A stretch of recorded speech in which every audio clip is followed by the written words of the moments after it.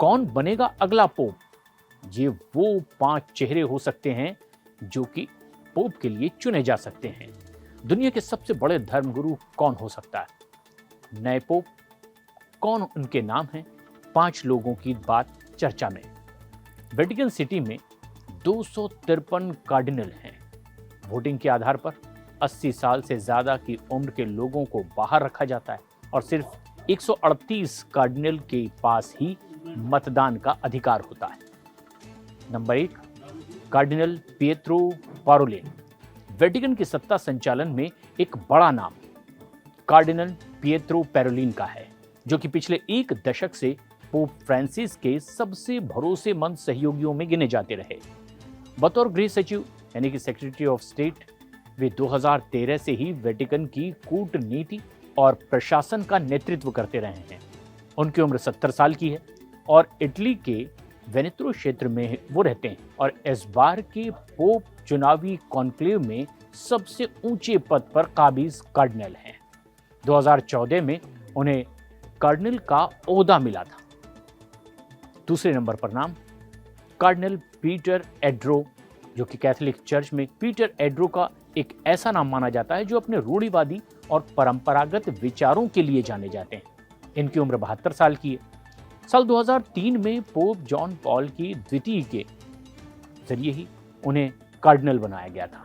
ये यूरोप के बिशप सम्मेलन परिषद के पूर्व अध्यक्ष भी रह चुके हैं। कैथोलिक परंपराओं के कड़े समर्थक ये माने जाते हैं। वो तलाकशुदा हैं। पुनर्विवाहित कैथोलिकों को होली फूड का अधिकार भी देना चाहते हैं। तीसरा नाम कार्डिनल मातेओ जुप्पी। कैथोलिक चर्च में सबसे प्रगतिशील और प्रभावशाली चेहरों में से ये एक हैं। ये पोप फ्रांसिस के सबसे पसंदीदा नेताओं में गिने जाते हैं। उनकी उम्र 69 साल की है। साल 2022 से इटली के एपिस्कोपल कॉन्फ्रेंस के ये अध्यक्ष हैं। 2019 में उन्हें पोप फ्रांसिस ने कार्डिनल नियुक्त किया था। सिर्फ अंतर्राष्ट्रीय स्तर पर ही नहीं बल्कि चर्च के भीतर भी जुप्पी समावेशित और संवाद के पैरोकार माने जाते हैं। 4 नंबर पर नाम कार्डिनल रेमंड बर्ग का। कैथोलिक चर्च के सबसे रूढ़िवादी चेहरों में से ये एक हैं। इनकी उम्र 70 साल की है। 2010 में पोप बेनेडिक्ट ने उन्हें कार्डिनल बनाया था। उन्होंने पोप फ्रांसिस की सुधारवादी नीतियों पर कई बार तीखा हमला भी किया, खासतौर पर तलाकशुदा और पुनर्विवाहित जोड़ों को होली फूड देने की अनुमति पर उन्होंने खुल करके अपनी असहमति जाहिर की थी। 5वें नंबर पर नाम कार्डिनल लुइस एंटोनियो टैगले का। लुइस एंटोनियो की उम्र भी 67 साल के आसपास है। अगर ये पोप चुने जाते हैं तो ये इतिहास के पहले एशियाई पोप बन सकते हैं। उन्हें 2012 में पोप बेनेडिक्ट ने कार्डिनल बनाया था।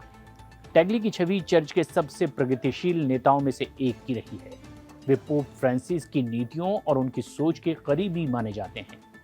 खास तौर पर जब बात LGBTQ समुदाय की, अविवाहित माताओं की और तलाकशुदा कैथोलिकों की हो, तो उन्होंने चर्च की कठोर भाषा और पक्षपातपूर्ण रवैये पर खुलकर सवाल भी उठाए थे। तो क्या अगले पोप अफ्रीका से हो सकते हैं? क्योंकि इन 5 प्रमुख चेहरों के अलावा मीडिया रिपोर्ट्स में यह भी कहा जा रहा है कि सदियों बाद ऐसा पहली बार मौका आ सकता है जब अगला पोप अफ्रीकी क्षेत्र से चुना जाए, जिसे कि अब तक चर्च के शीर्ष नेतृत्व में काम करने का प्रतिनिधित्व मिला हो। और इन 2 अफ्रीकी कार्डिनल्स की चर्चा भी इस वक्त जोरों पर है। पहले हैं घाना के पीटर कर्टसन, जो कि pontifical council for the justice and peace के प्रमुख के तौर पर भी जाने जाते हैं। दूसरे हैं कांगो के फ्रेडुलिन ओम्बेंगो, जो कि किंशासा के आर्च बिशप हैं और दोनों ही कट्टरपंथी रूढ़िवादी भी माने जाते हैं। अपने अपने देशों में शांति के ये पैरोकार हैं और अब इनका नाम भी प्रमुखता से लिया जा रहा है। आपकी इन तमाम नामों के बाद क्या है राय? हमें कमेंट्स करके जरूर बताएं।